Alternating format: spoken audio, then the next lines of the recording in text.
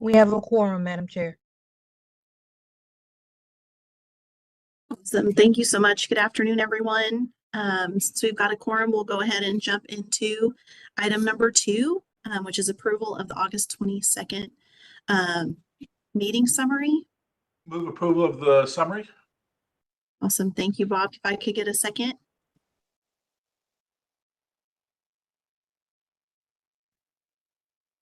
This is Will Conley. I'll second. Awesome.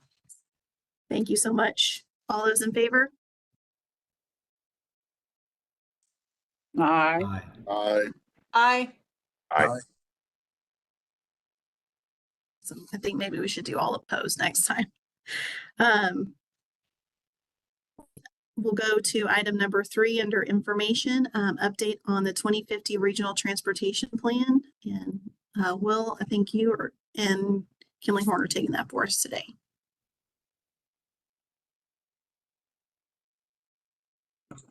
Yes, that's correct. Thank you, Emily.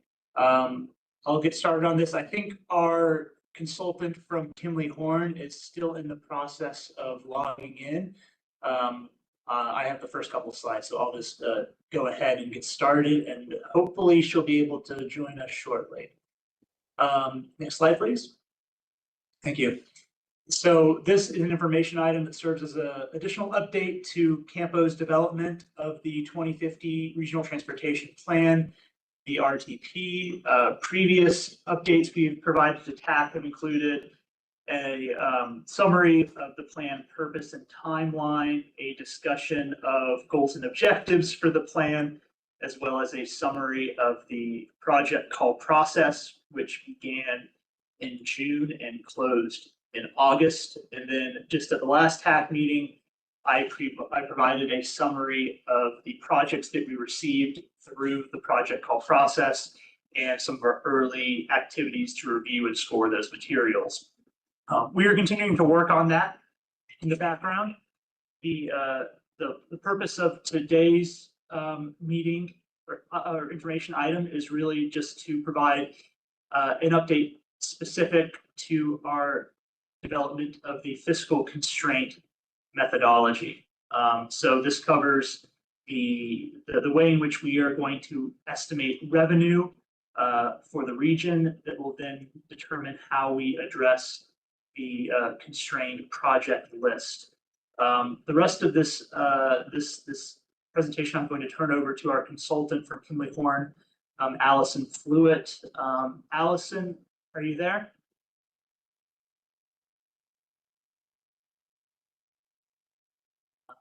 I guess Allison is not on the line yet.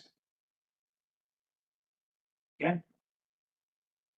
Well, we are going to go on to the next slide, and hopefully Allison will be able to join us shortly. So I'm just going to end what I'm sure that this presentation is one that many of you on the line are already familiar with. You're probably familiar with the content of this presentation because our consultant Kinley Horn has been reaching out to all of CAMPO members on the TAC. Okay, I'm receiving a message right now from our consultant that the firewall doesn't like WebEx. I'm on hold via audio and downloading on her phone to try to log in. Do we have a call-in option?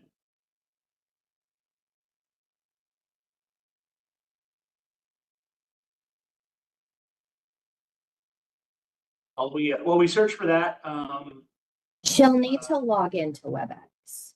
she will need to log in. Okay, she'll need to log into WebEx. Okay, good.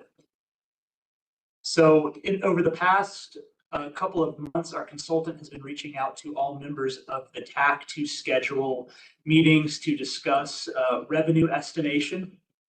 And this is related to the process of a fiscal constraint for the 2050 plan.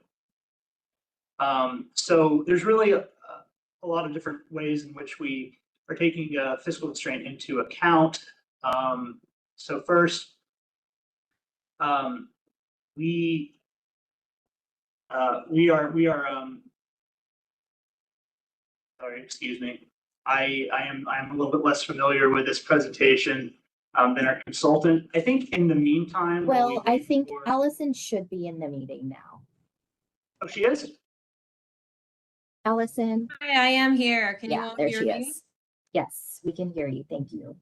Apologies, I was Thank you, battling Allison. firewalls to get in. Okay, thank you. Are you able to see the screen in the presentation that's in front of us? I am, yes.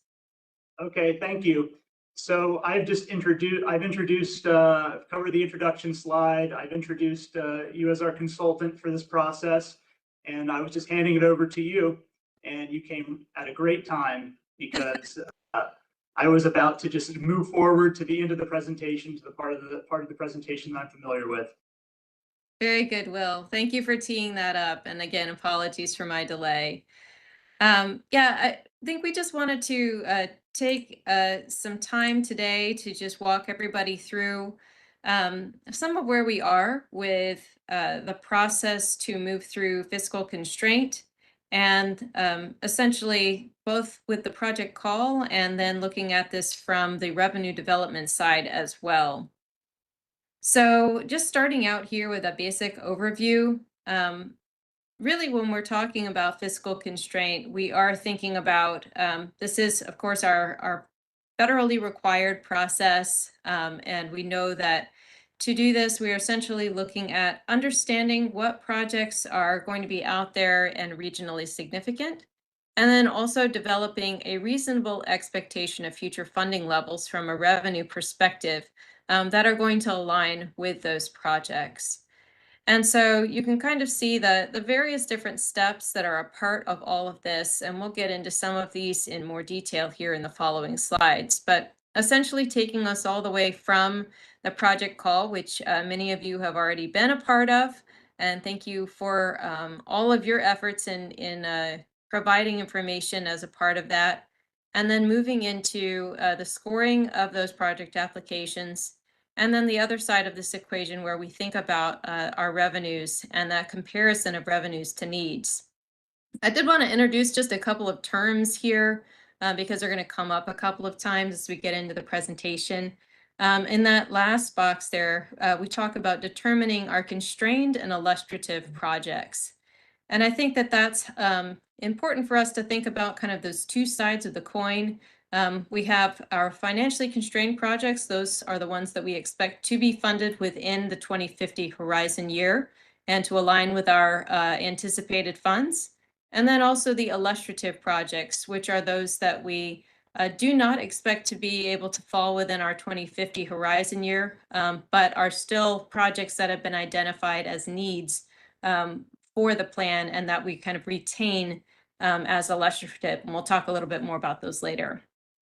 Let's go to the next slide and talk a little bit more about our project scoring and prioritization process. So for our project scoring and prioritization, this is essentially where we take the next step with what was provided in our project call. We enable CAMPO to prioritize our projects submitted through the project call. And the intent here is that we know that we have limited resources. We're not going to be able to fund every project that is out there for all of our member jurisdictions. And this is an attempt to align those projects with the goals of the Regional Transportation Plan that you all, I think, have had the opportunity to weigh in on and have a presentation about kind of earlier on in this process. So that's something where just looking at some quantitative information, we have the opportunity to do that. And those of you all that were involved in the project call, I believe most of you went through that self-scoring exercise. So you kind of saw that from your side of the house as well. Moving on to the next slide. We talked a little bit about the revenue forecasting and kind of that introductory, but wanted to just mention this a bit more. The revenue forecasting component is what enables our determination of fiscal constraint. And while we mentioned this is a federal requirement, this can look a little bit different in every region where we prepare a metropolitan transportation plan. So for this area, given the number of jurisdictions that we have and the level of information that we're kind of looking at, I think it is important to note that what we're talking about here and what's going to be reflected in our documentation is shown as a regional constraint, not on a jurisdiction by jurisdiction basis. So while we are gathering information at kind of that jurisdictional level, this does all flow upward into kind of that overarching picture across the CAMPO area. Let's go to the next slide.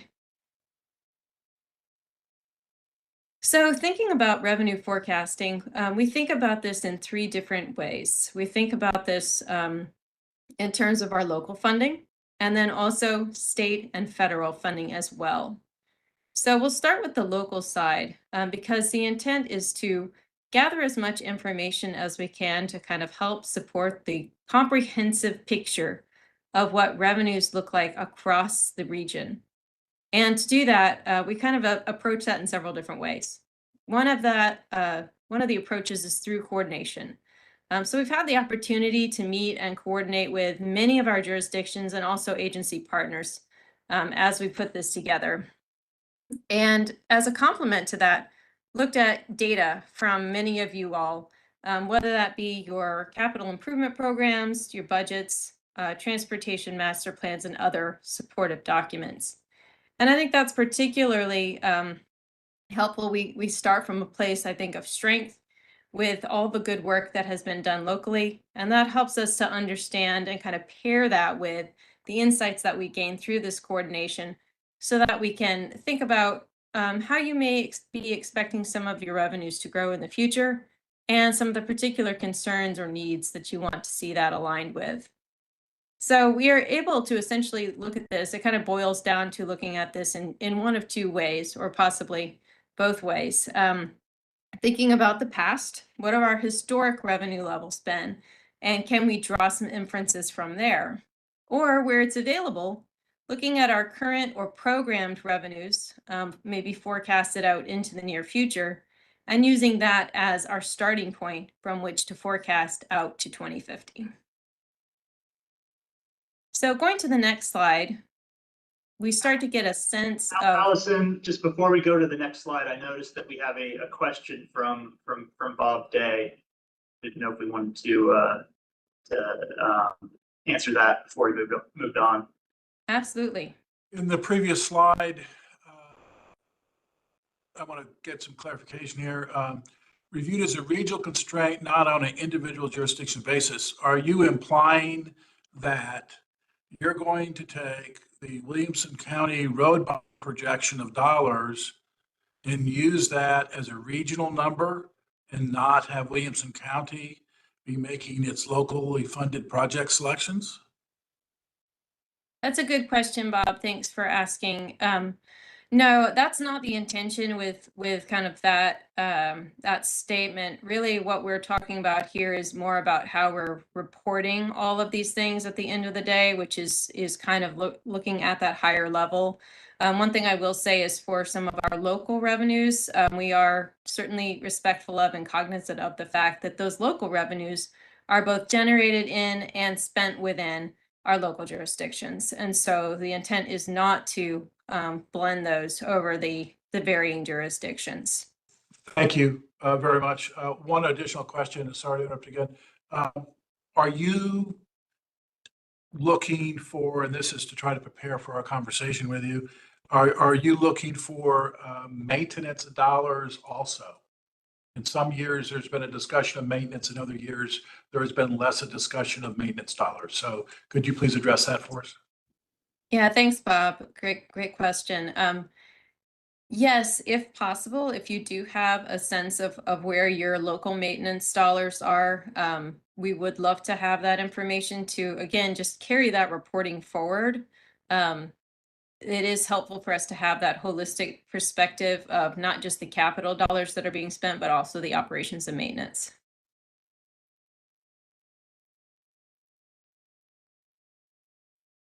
Bob, any other questions at this time? No, Thank you, I will Allison. try to behave. You're good. Thank you.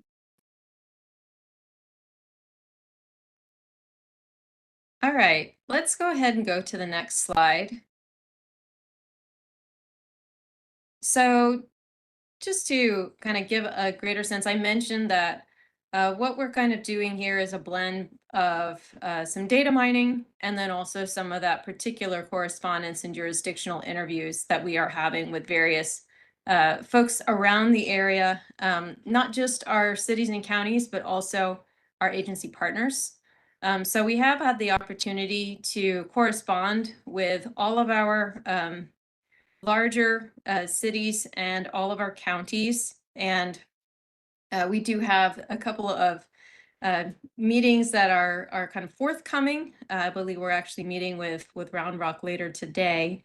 And then in addition, we've met, as I mentioned, with some of our regional partners and our transit agency partners, including the Austin District of TxDOT, Capital Metro, Austin Transit Partnership, and also the SH-130 as well.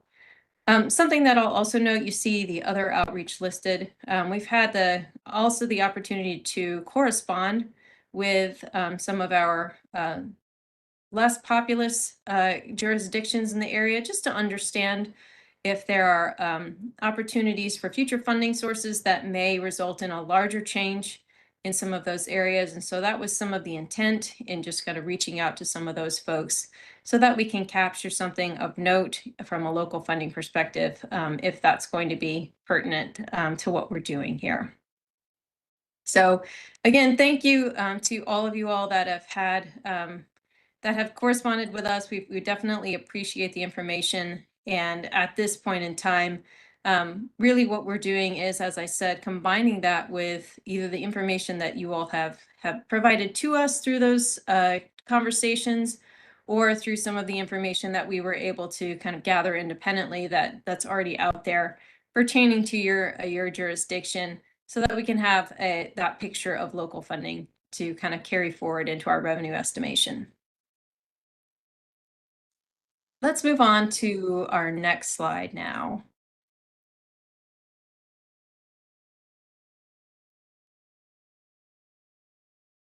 And on the next slide, I think what we'll see when it pops up is thinking a little bit about from the state and federal perspective, because we spent a while talking about local, and obviously that is an important part of this, but we also know that at a very high level, state and federal funding is going to be of paramount concern to us for the development of the RTP.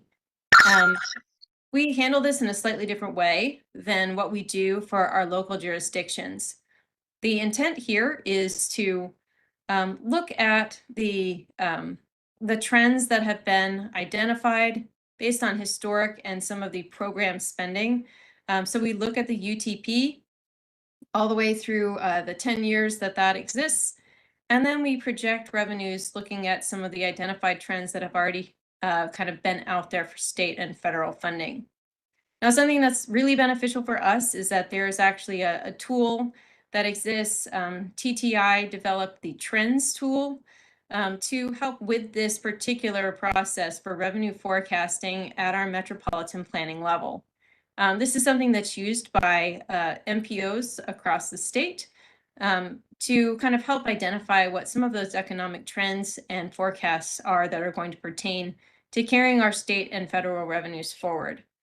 So we are relying primarily on the Trends tool to help us identify for our various different state and federal funding streams what we can expect for those going out through the 2050 horizon year. So moving on to the next slide, essentially, we want to talk about taking the next step, which is establishing our fiscal constraint. We've talked through the past several slides about the revenue side of this and compiling our full picture of our revenue forecasts. And once we have that essentially done, we are able to apply that revenue forecast against our prioritized project list. So essentially, this is the comparison of our available resources from a revenue side and the indicated need. Those prioritized projects help us understand kind of the most essential needs that we need to fulfill through the RTP. Now you see reference in this slide to a cut line. Essentially what that means is that we're going to be able to continue to match up those resources and our needs as we go all the way through our process until we get out to that 2050 horizon year. And once we feel that we have exhausted our available revenues, we are essentially going to have a line there that differentiates between our constrained projects and our illustrative projects. So anything that has been able to be funded within that cut line is a constrained project, and anything beyond it is going to be in our illustrative projects. And I think that's an important thing to note, that our illustrative projects are still contained within the RTP, because if you were to get, let's say, additional grant funding availability, we might be expecting new federal funding through a new transportation legislation between MTP update cycles. That's all something that is going to be very beneficial to have those illustrative projects already in your plan, so that they can be more easily moved into the constrained project list should that funding become available, or should priorities end up changing for whatever reason. So let's move on to the next slide, where we talk about our next steps within the planning process. And I believe, Will, you're going to walk us through kind of where we go from here. That's right. Thank you, Allison. I just wanted to remind everybody of the schedule for the remaining steps in this 2050 RTP process.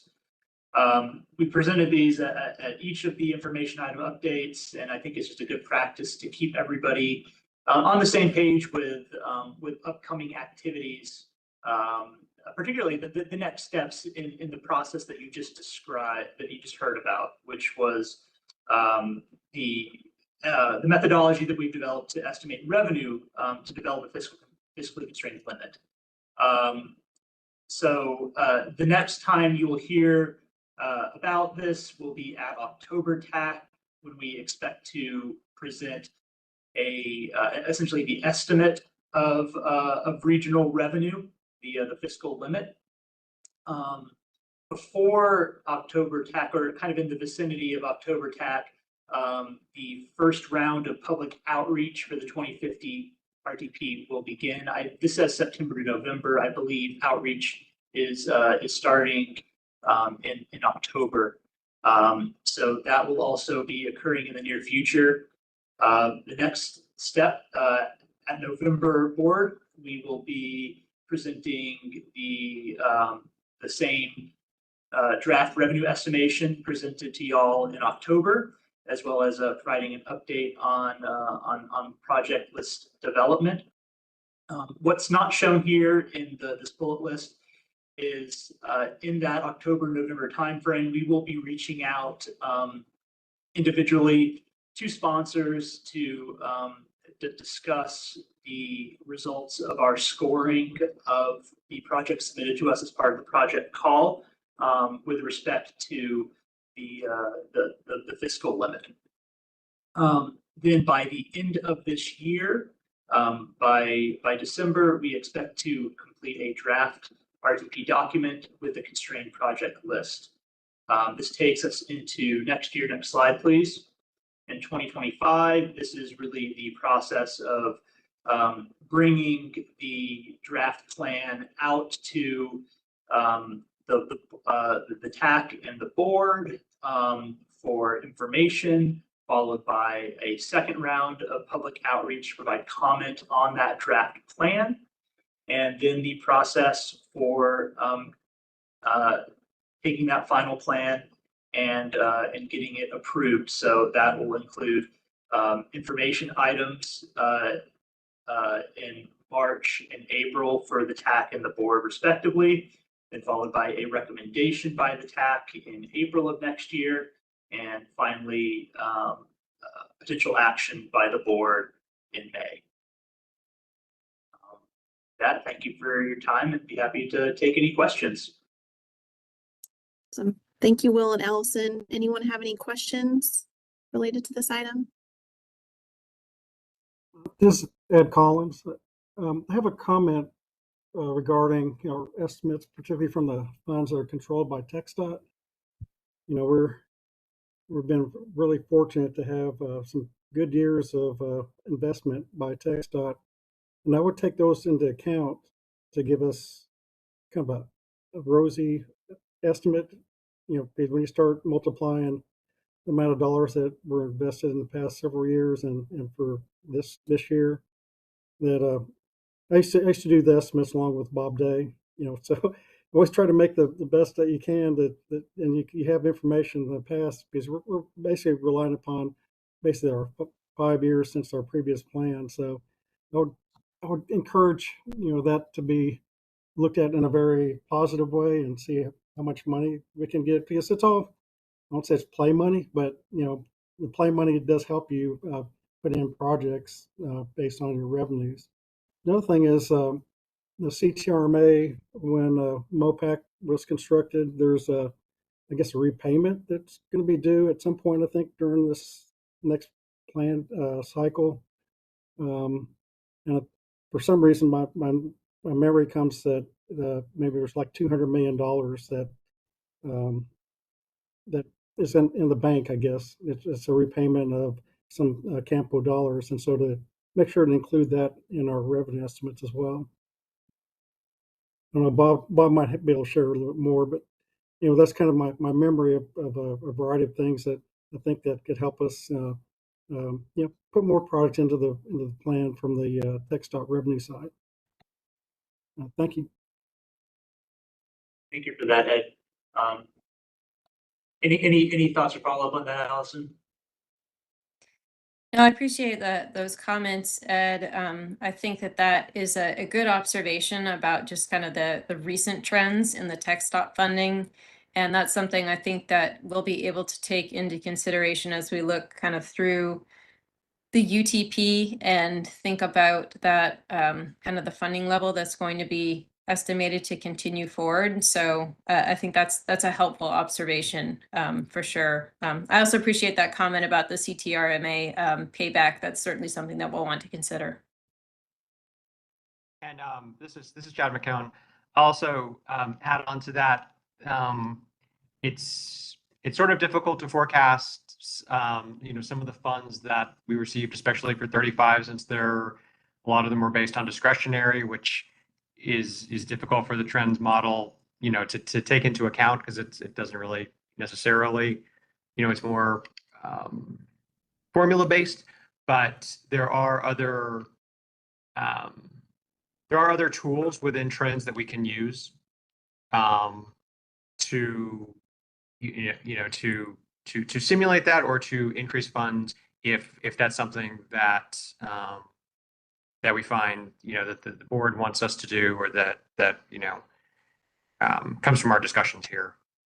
We typically take a very very conservative approach to those funding tools being modified much though in trends. Thanks, Chad. Brian, I saw your hand go up. Did you still have a question or a comment? Just a follow up to Bob's question earlier. It seems to me that you guys aren't scoring the projects based on individual cities' funding for what was said earlier. But the city of Round Rock in particular, since I'm most familiar with us, the council has dedicated a lot of money to go towards our roadway improvements. So what does that mean in the final analysis if our own projects aren't funded, but the revenue that we talked to y'all about is city revenue towards the transportation network here in Round Rock? And I can start that answer off, and then certainly Will or Chad, feel free to add on. I think that one of the things that we want to be cognizant of in what we're doing is the distinction between a particular locally funded project. Within the auspices of the RTP, if you are looking to 100% locally fund a project, that's not something that we have to take through our prioritization. it's something that essentially you have the liberty to kind of move that forward as you see fit. So the prioritization is really when we're thinking about the use of our federal and state funds, particularly, and anything that you want considered for inclusion for those. Now, let's say if you had something that was you had put forward as being considered for federal and state funding, and for whatever reason it scored a little bit lower. That does not preclude you from leveraging your local funds to advance that project should that be something that you choose to do. So I think there are a lot of options that are kind of built in to this, and it's important, maybe getting back a little bit to some of what Chad was alluding to in his response a moment ago, to think about what we're specifically being asked to do as a part of the RTP financial constraint, because we are primarily focused on how we're going to be linking up those projects that are looking at federal and state funding and the available revenues. It's helpful for us to have an overarching picture of our revenues that includes local funding so that we can report on that, but we do not necessarily have to link local projects to those local funds. That's something that is able to be done at the local level. Will, Chad, is there any clarification you want to offer there? Allison, thank you for that. I don't have any additional clarification, but Brian, I just want to make sure that that answered your question.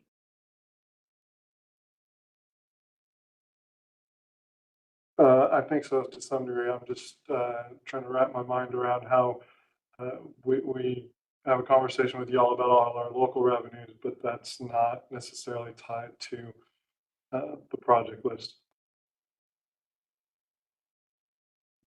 I would clarify that it can be applied to your local project list, particularly if during the application process you noted a project as 100% locally funded, then you would know to associate that with your local revenue, and it would automatically enter the constraint list without the need to score the project. So if that's a conversation that we still need to have regarding the project list that you all have, including carryover projects from the 2045 plan, then we can still have that conversation at some point in the future.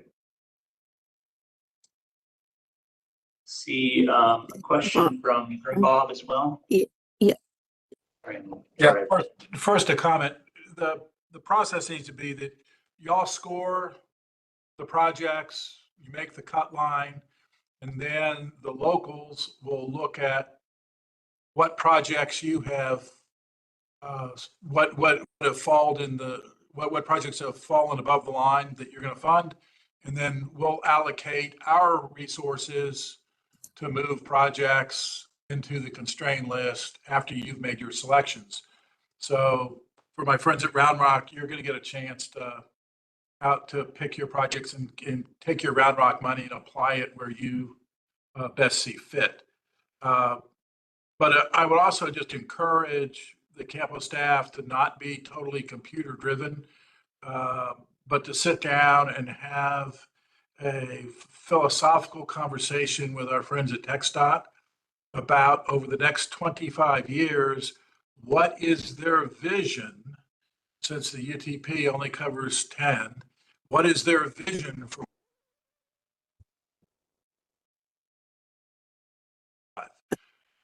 Bob, I think you cut out there at the very end.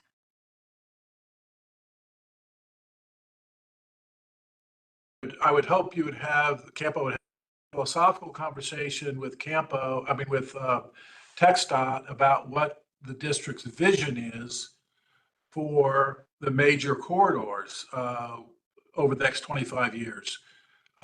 Because the UTP only goes out 10 years, so that you could include, I think, funding for 35 in Hayes County and Williamson County. You could include other major highway corridors and then compare that to what your model spits out. Because I think there needs to be, I think some reason compared against the computer model. Bob, I can help with that, no problem. I think it's a good idea. I've been thinking about years past the UTP as well, so we'll talk to CAMPO, the district will. Thanks. Thank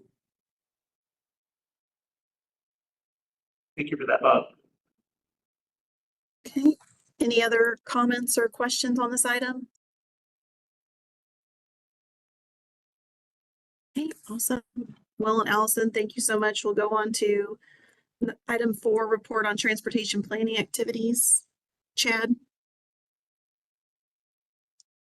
I think Will Ryan, Conley, can y'all hear me? we can. Do you have a question? Yeah, I'm sorry, I was muted and didn't know. I have a quick comment and a question. One on the RMA funding.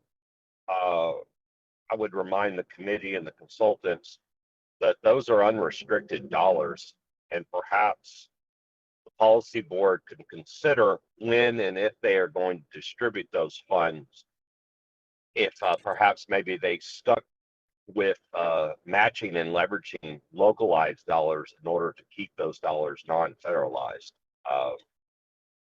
That way you would have a completely local project with local money and the RMA fund that is at the with the MPO. So that's kind of my comment. You could keep those dollars clean. Anybody have any comment on that?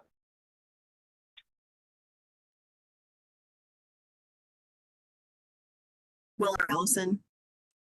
First. Yeah, I can jump in. Yeah, I think that's a good point when we kind of think about the types of funding streams and kind of how we're going to consider them. Yeah, the CTRMA funds are a little bit unique, so I do think that we will want to note them distinctly in what we are showing for that purpose, so that we can kind of denote that those may choose to be used in a different way. Okay, yeah, because those are completely unrestricted and, if you will, washed money. So they are not utilized at all.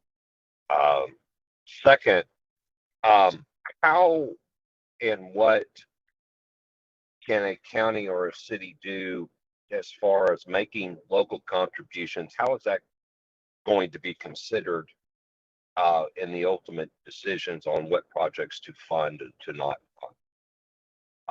I represent Caldwell County.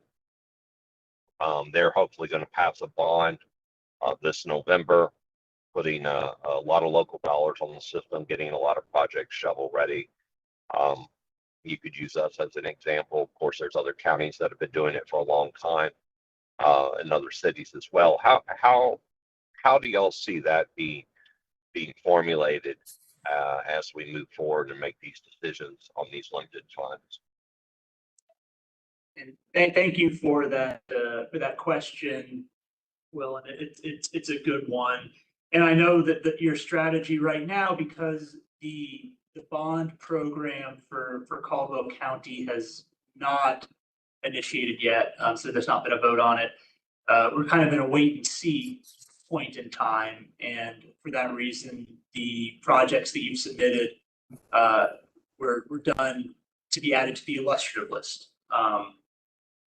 However, if we do find if the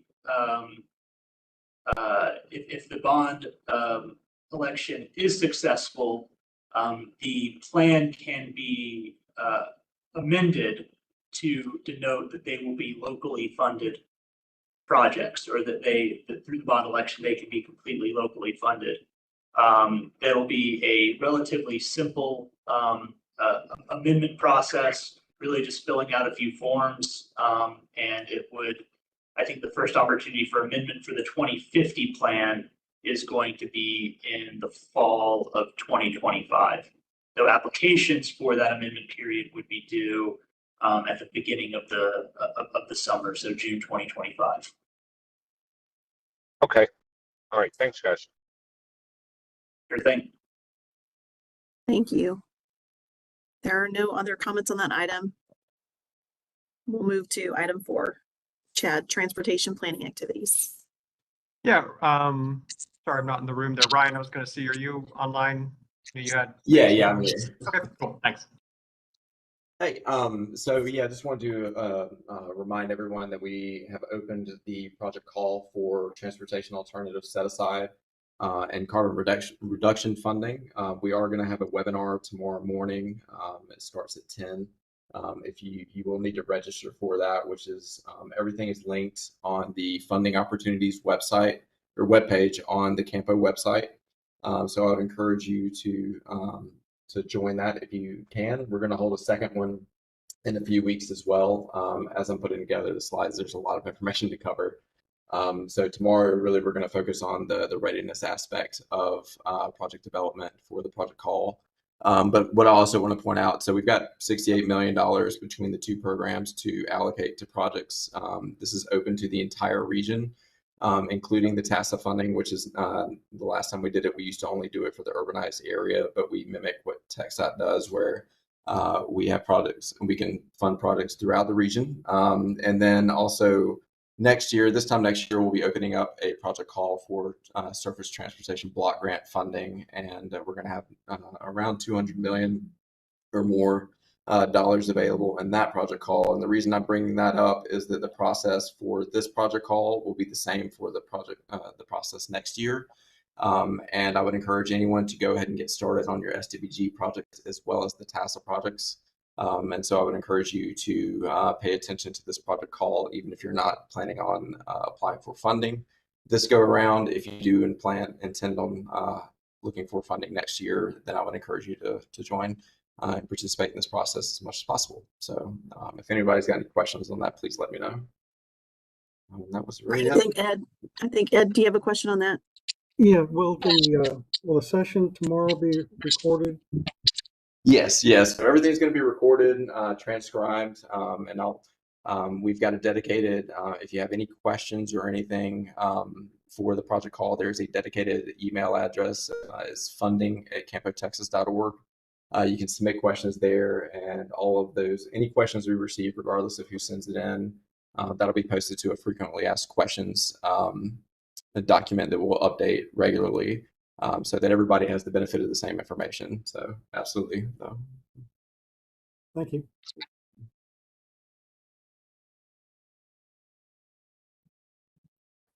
Ryan, was there anything else? Or Chad? No, that was it. Thank you. Okay, awesome. Thank you so much. Item 5 are our chair announcements. The policy board will be meeting on October 7th at 2 p.m. And our next TAC meeting is on October 21st at 2. And with that, we will adjourn the meeting at 2:45. Thanks, everybody. Thank you.